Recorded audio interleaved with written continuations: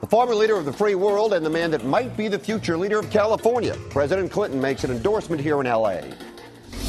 We all heard David Letterman's shocking confession, but we haven't heard the last of the man that allegedly tried to extort the late-night host. Either way, it's no laughing matter. It's a good thing this guy said his prayer. Every bungee jumper's nightmare. What happens when the bungee doesn't hold? Yeesh, don't worry, he lived through it. But after seeing that, I'll never trust a rubber band again.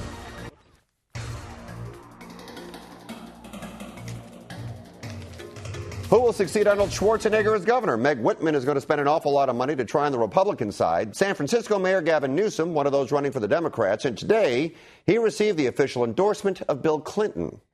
That's why I'm here today, because Gavin Newsom has walked the walk. He just doesn't talk about it.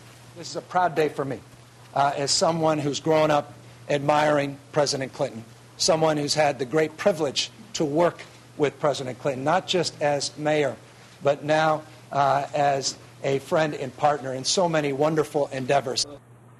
So what does this endorsement mean? Our contributors tonight, the editor of LAMetBlogs.com, Ruth Waytz, and Ron Kaye from Ron Kaye LA. Ron, I'm going to start with you. What does it mean? Well, it means that Bill Clinton has his arms of all of his friends and himself around the mayor of Los Angeles in all kinds of business and political deals. Now he's got him around the mayor of San Francisco. My only question is, he could easily get elected mayor of either city or even governor himself. And if he wants to run the state, maybe that's what he should do. You know, he has no love lost with Jerry Brown going back to 92 when Jerry did the unthinkable and suggested he had some ethical problems and insulted his... That he was funneling money to his wife's law firm. Yeah, it was something like that right out of the Washington Post. And Bill just, tore his head off and has never forgiven him. So it's no surprise that he'd back Newsom. The real question is what is Bill Clinton up to in California?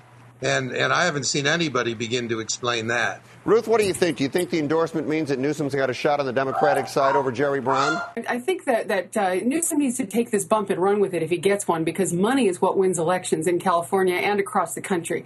And I just don't think he doesn't have it. He's outnumbered 7-1 by Jerry Brown. And this is really just Bill Clinton and Jerry Brown in a playground spat over Hillary Clinton.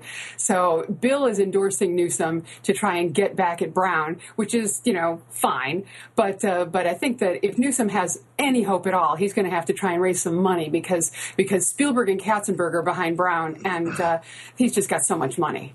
All right, let's move on here. Now, there are private schools in Los Angeles exclusively for boys and exclusively for girls. Some parents and students prefer it that way. Would that work in public school? Well, here's a version of it. The Young Oak Kim Academy for middle schoolers that serves Pico Union and Koreatown going to be divided up. Boys in one class, girls in the other. Will students get a better education this way, Ruth? I think probably, and I think that the students who are going to benefit from this in this particular school are the girls.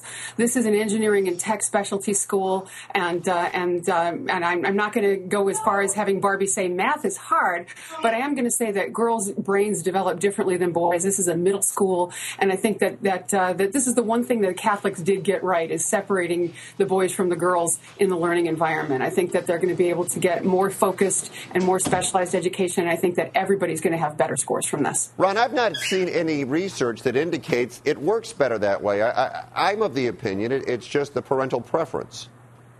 Well, I think it is, and I think that's what's exciting about this is an incredibly diverse city with very, very many different values. This is in Koreatown, and the community seems to really support it and want it. It's much better than people having to spend fortunes on private schools to create schools that reflect community and personal values.